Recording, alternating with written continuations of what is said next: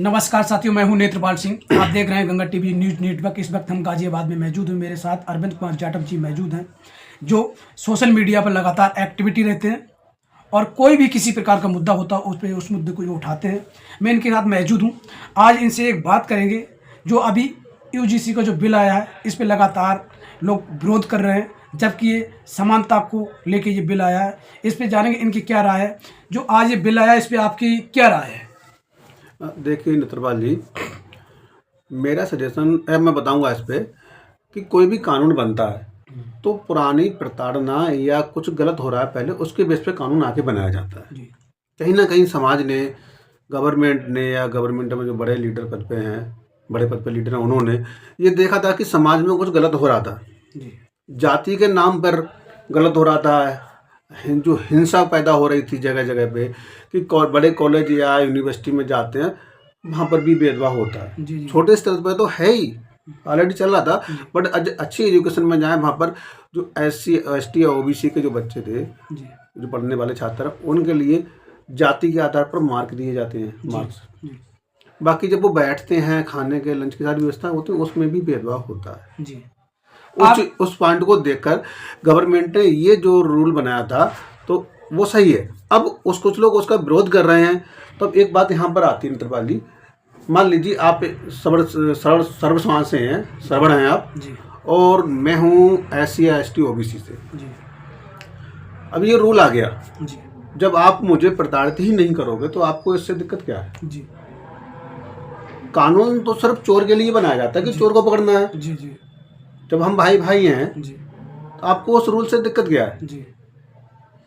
अब ये जातिवाद कितना अभी भी चल रहा है कि आप देखेंगे, अब से कुछ समय थोड़ा ही गया है, एक पिछले लास्ट महीने की बात है, जो मेरठ में कांड हुआ था वो बहन रूबी के साथ में जी।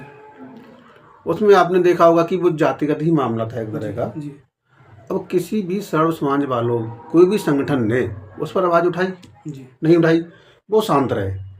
जो SC ST OBC के लीडर थे, बस वही आवाज़ उठा रहे थे जी। और साथ में आप ये बात भी करते हो कि हम सब हिंदू हैं, हिंदू राष्ट्र बनाएंगे, एक हिंदू एक होंगे।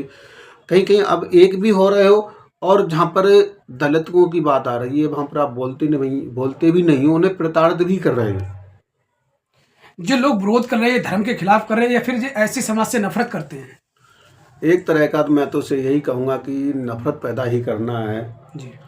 क्योंकि अगर आप कानून के पक्ष में हैं, कानून का सम्मान करते हैं, तो जो कानून पास हुआ है तो वो किसी के खिलाफ नहीं है। वो सिर्फ SC ST OBC वाले स्टूडेंट के लिए सम्मान देने के लिए है कि वो क्लास में बैठ के या कैंपस में बैठ के सम्मान से वहाँ रह सकें, अच्छी एजुकेशन हासिल कर सकें। अच्छा, सरकार लगातार कर रही है मुझे सभी के लिए एक समान व्यवस्था, जाति व्यवस्था को ख़त्म करें। जो लोग विरोध करने वाला आखिर वो भी BJP के लोग हैं, तो आखिर क्यों विरोध करते हैं?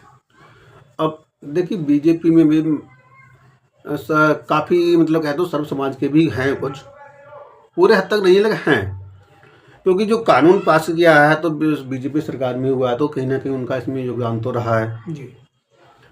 उसमें भी साथ में बैठे हुए कुछ गलत मानसिकता वाले लोग हैं जी, जो कहीं ना कहीं पाखंडवाद पैदा कर ही देते हैं, बस वही लोग उसका विरोध कर रहे हैं। अच्छा, दलित समाज की राजनीति करने वाले बहुत से नेता हैं, लेकिन इस पे कोई खुलकर नहीं आ रहा है। हाल ही में कल हमने एक देखा था, रैली चंद्रशेखर आज़ाद जी की एक रैली थी, उन्होंने इस बिल पर खाली खूब बखूबी से बोले और उन्होंने सरकार को चेतावनी दी है कि सरकार इस बिल को वापस लेती है तो हम इसके सड़कों पर इसको आंदोलन के जरिए सरकार को चेतावनी देंगे। इस पर आपका क्या कहना है?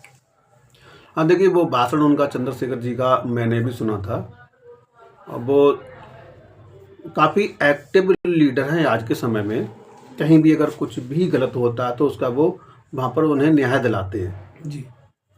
और कुछ गलत होता है, उसका जो पीड़ित परिवार होता है उसके साथ खड़े होते हैं। उनका मतलब इसी से ही नहीं है कि वो समाज में जो SC समाज का ही हो, SC ST OBC। अभी जैसे कि मेरठ का कांड हुआ था बहन रूबी के साथ में, अब दूसरा कांड हुआ था, वो भाई था हमारा कश्यप समाज से था, उनके साथ में भी हुआ था। तो हर जगह चंद्रशेखर जी पहुंचे। तो जो जायज़ कानून है समाज के हित में है, अगर कोई भी लीडर उसे आवाज़ उठा रहा है तो उसका स्वागत किया जाए, अच्छा है वो। UGC के समर्थन में 90% देश के लोग हैं, 10% लोग विरोध करते हैं जी। आपकी नज़र में क्या है, क्यों ये विरोध करते हैं, क्या वजह है? सीधा मैं एक फंडा और बताऊं कि कुछ लोगों की रोजी रोटी सिर्फ इसी बात पे चल रही है, जाति व्यवस्था फैलाने से और जाति व्यवस्था पर ही। 90% कहें, 80% कहें, वो समाज है जो काफ़ी समय से प्रताड़ित होता आ रहा है जी। कहीं ना कहीं। अब अगर मैं आपको रियल में कहूँ, वो तो अभी हुआ ECG में, यहाँ पे देखेंगे सर्व समाज में ही देखेंगे, SC ST OBC के जो लोग बाहर जाके काम करते हैं, कहीं रूम रेंट पे लेके रहते हैं या कहीं पे अपना फ्लैट लेते हैं, जो भी लेते हैं, वहाँ पर भी लोग ऐसे के अभी तक जाति छिपा के रह रहे हैं। क्यों रह रहे हैं? रीजन ये, अगर वो वहाँ पे जाति ओपन कर देंगे तो कहीं ना कहीं उनके साथ भेदभाव होता है। अगर अरविंद जी, अगर सरकार इस बिल को वापस लेती है तो आप क्या करेंगे? नहीं, अब देखिए, हम तो यही सहयोग करेंगे कि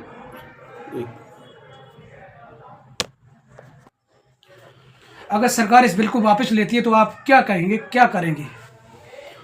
वैसे तो मैं यही कहूँगा कि ये जो नियम बनाया है वो जनता के हित में है और सरकार इसे वापस ना ले चंद लोगों के कहने पर।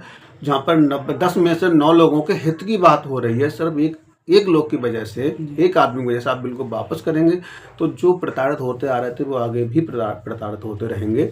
और मैं इसका फुल सपोर्ट करता हूँ और बाकी सभी को यही कहना चाहूँगा कि इस बिल का सपोर्ट करें, ये जनता के हित में है, हमारे आने वाले बच्चों के, फ्यूचर के साथ भाई बहनों के हित में है। जो इसके बिल के खिलाफ हैं, जो लगातार आंदोलन कर रहे हैं, उनके लिए आप क्या कहना चाहेंगे?